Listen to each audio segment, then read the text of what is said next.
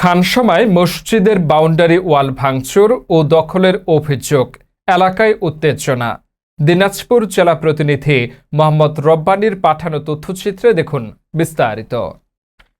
দিনাজপুরের খানসামা উপজেলার ২ নং ভেড়বেড়ি ইউনিয়নের সরহদ্দ সুবর্ণখুলি মকসেদ হাজীপাড়া গ্রামে অবস্থিত জমির উদ্দিন সরকারপাড়া জামে মসজিদের বাউন্ডারি ওয়াল ভাঙচুর ও জমি দখলের অভিযোগ উঠেছে। এই ঘটনায় স্থানীয় বাসিন্দা কফিল উদ্দিন, বুলু মিয়া ও তাদের সহযোগীদের বিরুদ্ধে অভিযোগ করেছেন এলাকাবাসী। স্থানীয় সূত্রে জানা যায়, গত ১৯ এপ্রিল রবিবার বিকেল আনুমানিক ৩টার দিকে এই ঘটনা ঘটে।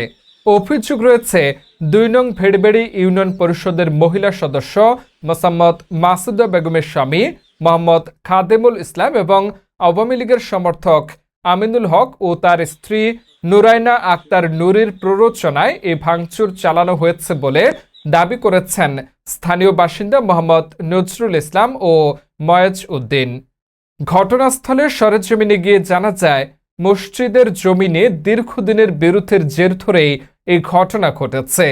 স্থানীয়দের তথ্যমতে অভিযুক্ত কফিল উদ্দিনের পিতা মৃত খয়রাত হোসেন প্রথমে জমিটি ছেলের নামে লিখে দেন।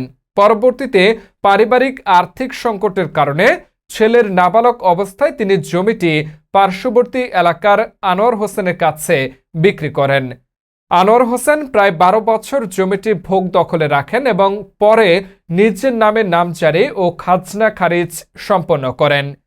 পরবর্তীতে তিনি জমিটি মোহাম্মদ মাসুদুজ্জামান সরকারের কাছে বিক্রি করেন।